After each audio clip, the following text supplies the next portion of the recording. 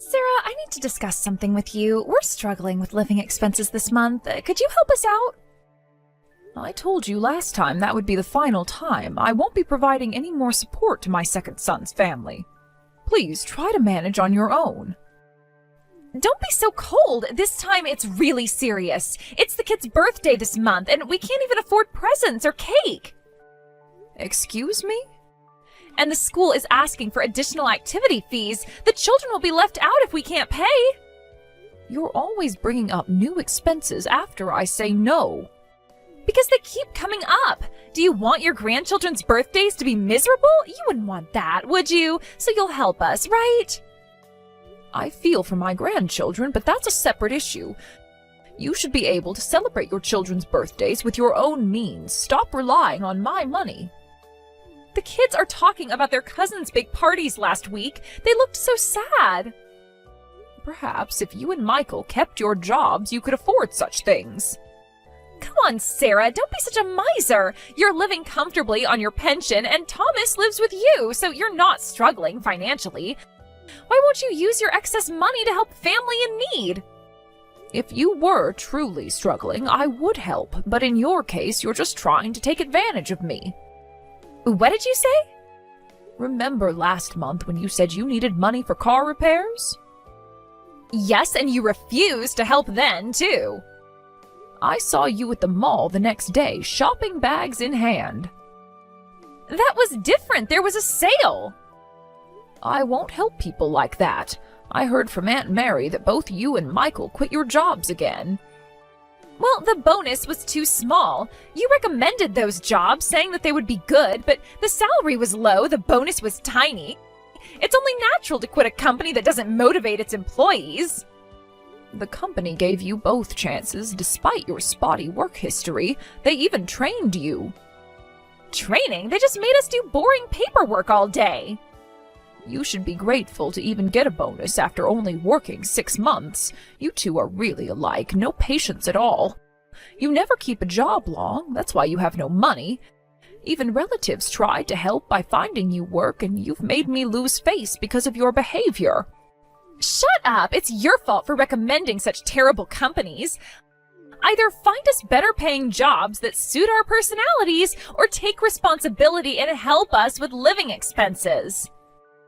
What unreasonable people you are. How can you say that after everything we've done for this family? What exactly have you done? Well, we visit during holidays, we bring the grandchildren. Only when you need something. That's not true. We came for New Year's, didn't we? Yes, and immediately asked for money for winter clothes. We're family, aren't we? Are you just going to ignore our situation? Let's talk about family then. When was the last time you visited without asking for money? That's not the point. You're changing the subject. I'm sorry, but I don't have that kind of flexibility anymore. If you're talking about family helping each other, why didn't you help us too? Please stop asking for support. Help you? With what? You have everything. Do I? Have you ever asked how we're doing? Huh?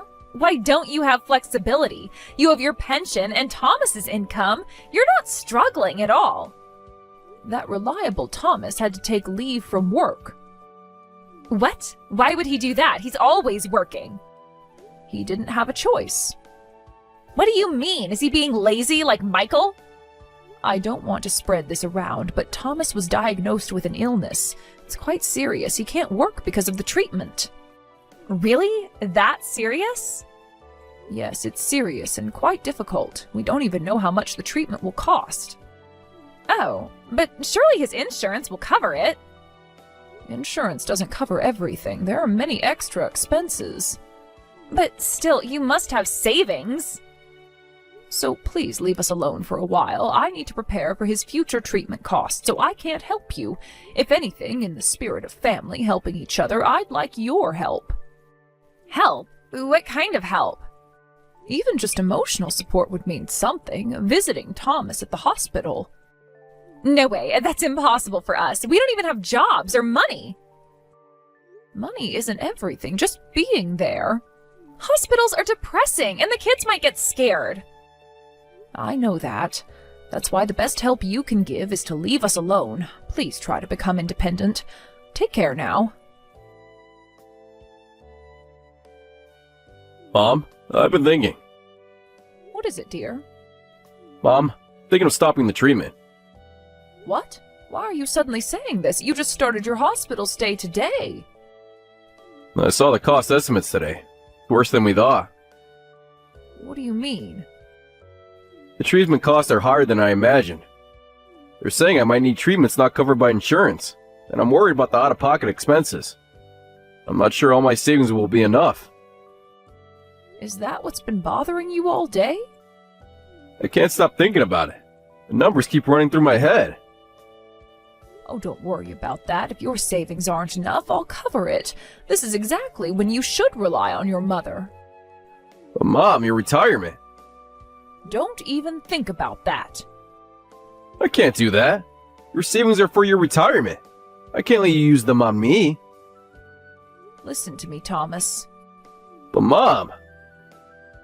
What are you talking about? I have no interest in a retirement where my son died because he couldn't get proper treatment. Money means nothing without you. Mom... Besides, there's something I haven't told you. What is it? You've been paying for living expenses while living with me. Thanks to that, I've saved quite a bit. It's only natural for me to use that money to repay you. Even if I use up my savings, I still have your father's insurance. What? Dad's inheritance is still there. Every penny of it. But I thought you used that for house repairs last year. That came from my regular savings. I never touched your father's money. It's practically untouched. Parents save more than their children realize, so Thomas, focus on getting treatment and beating this illness. That's the most cost-effective approach. A prolonged hospital stay would cost more in the long run. You've been planning ahead all this time. Of course, that's what parents do. Well, I've been worrying about money. That's enough of that kind of talk. You're right, Mom. I guess being admitted to the hospital properly made me a bit depressed. I'll focus on the treatment and getting better. That's my boy. How are you feeling now? Better after talking with you. The nurses here are kind too. Really, don't worry about money. Just focus on getting well. Rachel, what's happening out there? Oh good, you're home. Wait a minute, Rachel. What's with all these boxes? Michael won't answer my calls. Please explain what's going on. Don't act surprised. You must have expected this. Expected what exactly? What's to explain? It's exactly what it looks like. We've sent over our moving boxes. Moving boxes? These are all yours? Of course. The kids' toys, our clothes, everything.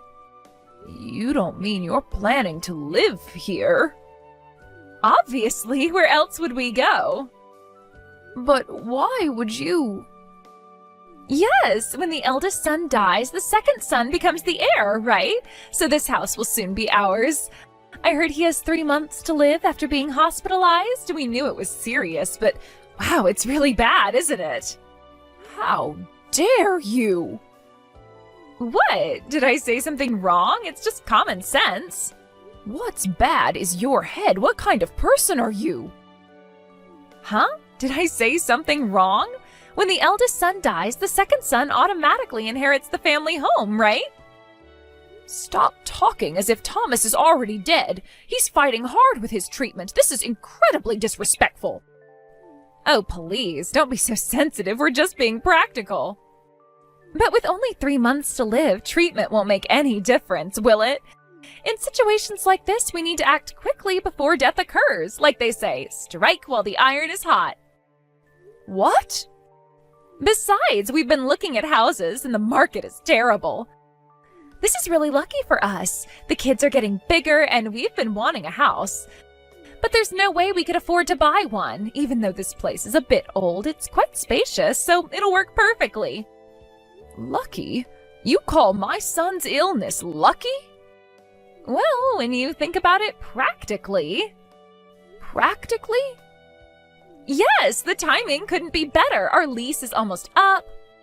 You are truly disrespectful people, using a family member's illness to satisfy your own greed. Don't twist my words. I'm thinking of everyone's benefit here. Everyone's benefit? Of course. Think about it. You're getting older. This house is too big for you alone. I'm not alone. Thomas is here. Not for long, though, right? And then... Then what? How dare you say that? You'll be begging us to take over the house after Thomas dies anyway. We're coming this weekend, so make sure you're out of the house by then, Sarah.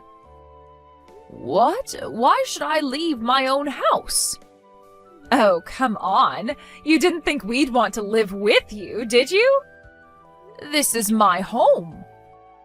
Because I don't want to live with a mother-in-law. It's fine for Michael to inherit the house, but there's no way I'm living with you. We'll take the house, but you should go to a nursing home or something. A nursing home? Yes, there's a nice one just outside the city, very affordable. What? You selfishly want the house, but want me to leave? How self-centered can you be? Just so you know, this isn't just my decision. Michael agrees too. No way.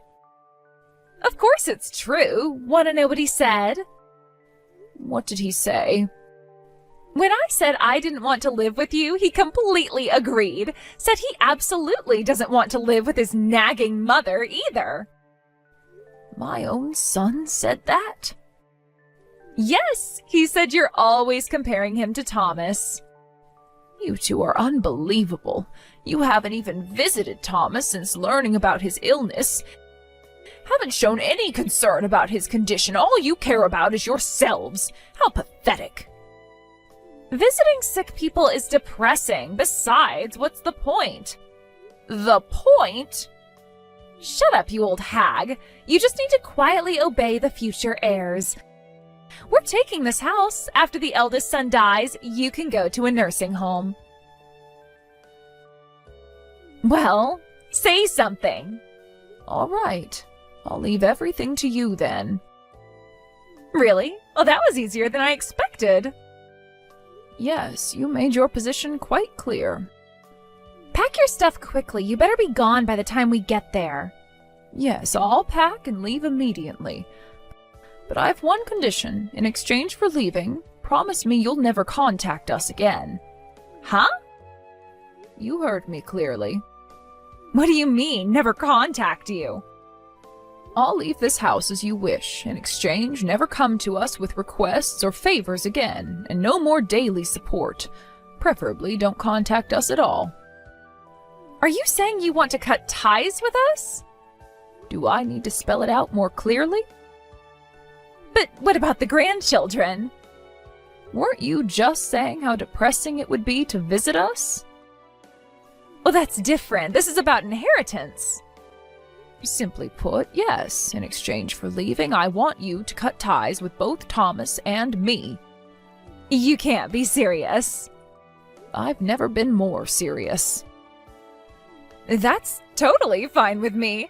Actually, I am thrilled to cut ties with such a troublesome mother-in-law. Perfect. We understand each other. Finally, no more nagging about jobs and responsibility. Then we have a deal? Now, I can leave this house without regrets. I'll leave your boxes somewhere in the house. Thanks, we'll unpack ourselves. So just focus on getting out. How thoughtful of you. Just make sure you don't take anything that belongs to the house. Well, of course not. I wouldn't want to start my new life with any reminders. Sarah! Sarah, answer your phone! Hello? What's going on, Sarah? We came to move in with the whole family today, but suddenly real estate agents showed up. They're trying to force us out, saying they need to proceed with the sale. Rachel, didn't I tell you not to contact me after I left the house? How terrible of you to break our promise so quickly. Forget about that. This is an emergency. Is it? That doesn't matter right now. Explain what's going on. The real estate agents say they were hired by you, the owner. What is this all about? It's exactly as the agent said. I decided to sell the house for Thomas's treatment. When Thomas mentioned his treatment might cost more than expected, I thought it would be better to sell now rather than panic sell later. I decided to convert it to cash early. As you said, strike while the iron is hot. You're using my own words against me? They seemed so practical when you said them. But that doesn't answer my question at all. Why are you selling it arbitrarily? You gave this house to your son's second family. How can you just sell it? Given it? When exactly did that happen? When you agreed to leave. Ugh, I never said I would give it to the second son's family. You told me to leave, so I'm leaving. I never once said I would give you the house. You misunderstood on your own, so stop getting angry about it. What? You seem surprised. Of course I'm surprised. This isn't what we agreed to. What exactly did we agree to? Please remind me. That you would leave. And I did leave. I never intended to give that house to you. You told me to leave, so I packed my bags and prepared to leave. And while preparing to leave, I also prepared to sell. Then why did you accept our belongings? Should I have left them in the rain? Don't act innocent. Well, that means nothing. You sent them on your own, and out of kindness, I let them stay. Just for the few days until the house sells, though. This is ridiculous. Cancel the sale immediately. This house should go to the second son's family. According to whom? According to tradition, according to family values. Well, family values? Like kicking out your mother-in-law? That's different. We need the space. It's just your own arbitrary decision. Besides, I won't listen to any more requests from you. That was also part of our agreement when I left. What agreement? What are you talking about? Don't pretend you don't remember. In exchange for leaving, you agreed never to contact us again or make requests. You agreed to that, didn't you? You seem to be having trouble with your memory. But... So please, stop being so selfish and don't interfere with the real estate agents. If you cause too much trouble, they'll call the police. Call the police? Yes, trespassing is a serious offense. But our things are still inside. The agents will give you reasonable time to collect them. I hope you find a nice house where your whole family can live together soon. Mom, pick up your phone! Yes? This is cruel, Mom. Why are you being so cold only to us, your second son's family? My goodness, I've always tried to treat my children equally. No, you're too cold to us. We're in such a trouble and you won't help. After that, we got kicked out by the real estate agents and had to stay in a hotel. We're already broke. How are we supposed to handle this? Did you call just to complain? We're sleeping in a hotel, Mom. A hotel! Well, that's not my concern. We've cut ties, so please stop contacting me. Why are you so cold? Cutting ties just because we wanted the house is too harsh. Mom, you've always been like this. Always favoring my brother and being cold to me. Always been like this? Give me an example. Like when we were kids. Thomas always got better grades. Because he studied harder. You always gave him more attention. Ugh, what nonsense are you talking about? I'll say it again. I have always raised both of you equally. I let you both go to the universities you wanted. When you failed your college entrance exam and needed an extra year, did I ever object? I supported you financially without complaint. How is that being cold? Well... Should we talk about your university years? What about them? Who paid for your repeated course fees when you failed classes? That was... And what about your wedding? When you asked for help, I gave exactly what you requested. And during your married life, too. How is any of that being a cold parent? But brother is always by your side. You give him more support than us, don't you? Excuse me? It's obvious. Brother never married, still lives at home.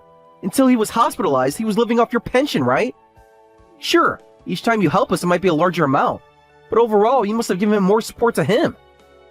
You really believe that? Of course! He never moved out, never had to pay rent. That's just your baseless assumption. Actually, Thomas has never relied on me financially. On the contrary, he's been paying all the living expenses. What? Really? Not just the bills. He maintains the house, helps with groceries. He even gives me spending money, always thanking me for doing the housework. If anything, I'm the one depending on him. Meanwhile, you two want the house, but refuse to live with me, making selfish demands. When you get kicked out, you play the victim, saying I'm being cold to you. You and your brother are complete opposites. You're selfish and greedy. It's not fair. I have my own family to think about. Yes, I can see how well you're thinking about them. Shut up! Once Thomas dies, I'll be your only son. You only have to rely on us in your old age. If you keep being mean like this, we won't help you then. Help me in my old age? Oh, like you've been helping now? This is different. We're just going through a rough patch. I was never counting on you two anyway. I have enough saved for retirement, and Thomas will get better with proper treatment. He won't disappear in 3 months, so I have nothing to fear. What are you talking about? Which part confuses you? Huh? Wait, isn't Brother terminal with 3 months to live? But I definitely heard he was given 3 months. From whom? The doctors? Did you visit him in the hospital? Well, no, but Rachel said. That was only if he received no treatment at all. The treatment is expensive, but with proper surgery, he'll be fine. Thomas's illness is curable. Really? Yes, once he was properly admitted to the hospital and fully examined, they found the disease progression was slower than expected. He'll definitely recover, so don't worry. The doctors assured us too. But Rachel said. Perhaps if you'd visited your brother, you'd know the truth. What? I won't be the only son? No way! What am I going to do? I thought for sure you'd come crawling to us after brother died, even if we were estranged. I thought everything would become mine. Amazing. Simply amazing. What? Your brother is fighting for his life, and all you can think about is inheritance? That's not what I meant. That will absolutely never happen. More importantly, you should worry about your own health and your future life. My health? What do you mean? I received some documents for you from Aunt Mary. Apparently you had a health check before quitting your job. The results came in and the numbers are frighteningly high. I believe it says you need to go to the hospital immediately. What? That kind of envelope is terrifying. Perhaps now you understand how your brother felt. But it's probably nothing serious. Like Thomas's illness was nothing serious? That's different. I feel fine. Hopefully it's just a matter of detailed examination. Well, whatever happens, you'll have to handle it yourselves. Since we're estranged, it's none of my business. Mom, you can't be serious. Why not? Isn't this what you wanted? You're kidding, right? Even if they find something seriously wrong with me, you won't help? Won't you help us with the money from selling the house? But we've cut ties, remember? That was Rachel's idea. I never agreed. Oh? So you didn't agree when she said you didn't want to live with your nagging mother? I was just angry. No way. Mom, please. What if something serious?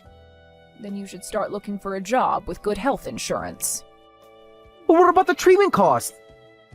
The house was old anyway, and I was thinking of moving somewhere new. Once Thomas recovers, we might move to a nice apartment. Well then, good luck with Rachel. You have children to protect after all. It's time you showed them what responsible parents look like. Michael's detailed examination revealed a large tumor. While surgery would resolve the issue, he was terrified, facing a serious illness for the first time. He sent tearful apologies, saying, "I never knew illnesses could be so frightening. What horrible things I said when my brother was hospitalized." However, since Thomas had already blocked the second son's family, the apologies never reached him. After surgery, both Michael and Rachel finally started seriously looking for jobs. They found work at a local supermarket and factory, respectively. For the first time in their adult lives, they held jobs for more than a year. The experience of illness had changed their perspective on life and responsibility. As for Thomas, his treatment is almost complete. The doctors are optimistic about his full recovery. Sarah is currently living in an apartment near the hospital to watch over Thomas, and once he's discharged, mother and son plan to support each other while living in a nice new apartment. They occasionally hear about Michael's family through relatives, but maintain their distance, having found peace in their quieter life together.